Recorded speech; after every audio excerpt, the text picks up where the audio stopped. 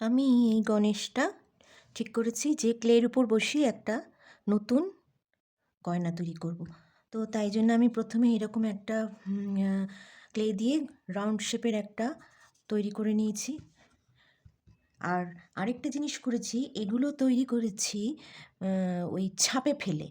মানে আমার কাছে একটা ব্রেসলেটের মতো ছিল, সেটাকে আমি পরার অবস্থায় ছিল না, কিন্তু আমি মাথা থেকে ঠিক বার করলাম যে এই ব্রেসলেটের মধ্যে যদি ক্লে এরকম করে বসিয়ে দিই, বসিয়ে তারপরে মা দেখছি একটু হালকা শুকানোর পর এরকম উঠালে সুন্দর গোলাপ ছাপ উঠছে।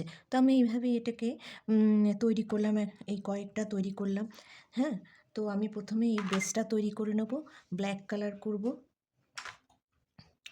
পুরোটা আজকে হয়তো দেখাতে পারবো না, হ্যাঁ, তো একটু একটু করে আমি দেখাবো।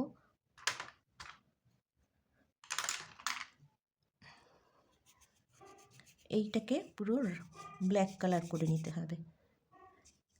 একটু অন্য লুক দেওয়ার চেষ্টা করছি, আস্তে আস্তে করে পুরোটাই এভাবে ব্ল্যাক কালার করব। এবং সবশেষে আমি যখন এই ক্লে আর্টটা করি, ক্লের নেকলেসটা করি, তখন সবসময় আমি তারপরে একটা গ্লসি ওই প্রোটেক্টার দিই, যেটার জন্য কালারটা ঠিক থাকবে, মানে কালারটা উঠে যাবে না।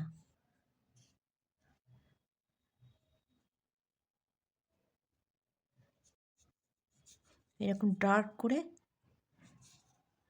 কালারটা দিয়ে রাখলাম। এবং ফুলগুলোকেও, ছোটো ছোটো ফুল, এগুলোকেও আমি কালার করে নেব।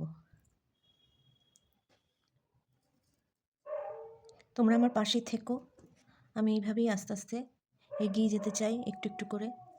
খুব ভালো কাজ হয়তো আমি করতে পারি না, অনেকের অনেক কাজ দেখছি ভীষণ সুন্দর, মানে হাতে গুণ অসাধারণ, মানে নিখুঁত কাজ যাকে বলে। তাদের ভিডিওগুলো দেখছি, আমি দেখে দেখে অনেকটা শিখছি। সেগুলোকেও ফলো করছি, দেখছি, খুব ভালো লাগছে।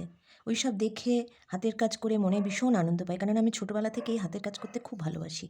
হাতের সেলাই থেকে শুরু করে রং করা, ছবি আঁকা, হাতের যে কোনো কাজ, হাতের যে কোনো কাজই আমার খুব পছন্দের। আগে তো ওই জাঙ্ক জুয়েলারিগুলো করতাম, তৈরি করতাম। তো জাঙ্ক জুয়েলারি প্রচুর তৈরি করেছি একটা সময়। এই জাঙ্ক জুয়েলারির পার্টসগুলো কিনে নিয়ে এসে তখন গয়না তৈরি করতাম। হ্যাঁ, অনেকে আছে যে বলবে যে তুমি এত জাঙ্ক জুয়েলারি তৈরি করো, এখন তো অনেকেই জাঙ্ক জুয়েলারি তৈরি করছে, তা তোমার কাছ থেকে কে নেয়?